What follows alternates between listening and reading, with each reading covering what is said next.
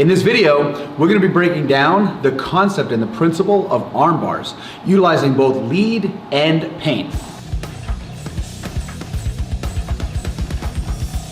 So we thought it might be a cool idea if we did a quick breakdown video of the principles of arm bars. What makes them work, how do they function, and a couple of things that we're going to be talking about here are the actual joint itself. And then in our classes in Jiu-Jitsu, what we talk about is lead and pain. Now, these joint locks can be used for a couple of different purposes. We have what's called an anatomical lockout, meaning you get to a certain point and the joint doesn't work past that point. They can be used for control tactics, meaning I can put the person into anatomical lockout and maybe some of that last element, which is pain. And then there's a final component where if I absolutely need to, circumstances are dire, you can break a joint. So the basic principle of an arm bar is this. We have a hinge joint, meaning it flexes and it extends. If I'm going to be applying an arm bar, what I'm gonna do is I'm gonna put some sort of barrier or a bolster here, but I'm gonna put that just above the elbow, then take the arm to a position where it doesn't wanna go any further. Basically, we get to a little hyperextension. Allison starts getting a little bit taller to take the pressure off the joint, and eventually we get to a tap. If you've never done jiu-jitsu before yourself, a tap is a more civilized way of screaming, "Ow, please stop." We recommend in jiu-jitsu, tap when it gets tight, not when it starts to hurt, because usually in jiu-jitsu, and especially with joint locks, if it's hurting, you're very, very, very close to damage, if not already in the damage territory. So where are arm bars applied? Well, that one's very simple. Take the actual pivot of the elbow itself, the actual point of the elbow, go up 2 inches from here, and there's a little divot in there. That's the position I want my counter pressure to be applied. Now, here's the biggest thing. Where the wrist is pointing is my control valve or my control rudder on where the elbow is pointing. So if I turn Allison's wrist so she's palm down, her elbow is now pointing at me, and the idea is the arm bar principle works if I apply counter pressure in the opposite direction. You'll notice she started moving forward. That's a natural thing. We've barred out the arm. There's no counter pressure over here other than inertia. So her body starts naturally moving forward. If I now pivot so she is palm up, well, her elbow is pointing down at the ground. If I apply that pivot point and apply pressure down, now this one's not moving right now, guys. I'm only moving from the far end of the wrist. You'll notice Allison starts to get taller. It's her body trying to take off the pressure, okay? Now, and again, I'm not gonna go to the point of pain. Let's pretend my goal was controlling this opponent. I might want to turn so she's now pinky up, and there's slight variances on each individual. I've met some people where you have to turn them almost all the way over because they have double joint or hyperextension going through the joints. In this case here, if I turn Allison pinky up, almost palm up, now her elbow's pointing up at the ceiling, I can apply that pressure. And in this case, we're going to talk about the other direction we can apply pressure. I'm not going to pull up here because I don't want to make her stand in the same spot. My goal is to make this side of the joint go down, so I'm going to push down at the elbow.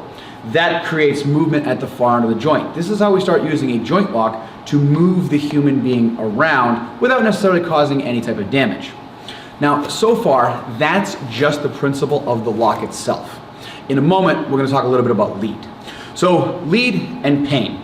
Well, for those who've never done any martial arts in the past, lead means physically moving another person around. If I literally just grab an elbow and pull on it, I have created lead, I have created movement. If you've never walked a dog on a leash, you've probably created lead, or maybe they created lead on you at some point. Pain is pretty simple, so we can dive into this a bit, but I'm gonna keep this high level concept. Pain is simply taking the joint past where it wants to go. Now, I'm not talking about my super freak friends that are crazy hyperextension monsters and their elbow literally goes 15 degrees past flexion. If you're like, nobody does that, I'm like, let me introduce you to a couple of my students. They do exactly that. Now, that being said, everybody's joint breaks at some point. For most people, 180 degrees out, maybe 185, a little bit past that, whatever it is. That's generally when most people start experiencing tightness. Tightness then leads to pain. Pain simply means the joint's not happy about where it is in space. At some point you get to hyperextension, which is the technical term for the beginning of damage, and then you can get into broken joints, torn tendons, ligaments, etc., etc. This is going to make her taller. What if I turn palm down and the elbow goes front to back? Well, this is how I can start creating lead. If I apply pressure here and here, 2 directions of action, I can get Allison to move forward. Now, forward might be useful if I'm a bouncer and I'm trying to get her out of a place. Most of the time we talk about force control options and we want the person on their face on the ground. So I'm going to continue to rotate that wrist, so now she's palm up. Her elbow's pointing up. Now my pressure here goes down, this comes up, and we start creating off balance. I can probably continue to go straight down with that, depending a little bit on their flexibility and surface area. But, and this is a little bit of a higher level concept, it's not really designed for this video, but she's now also off balance. Nobody's off balance and they're broken forward at the hips and their shoulders is way past their toes. And now I can either lead her forward to her face on the ground or out to the side.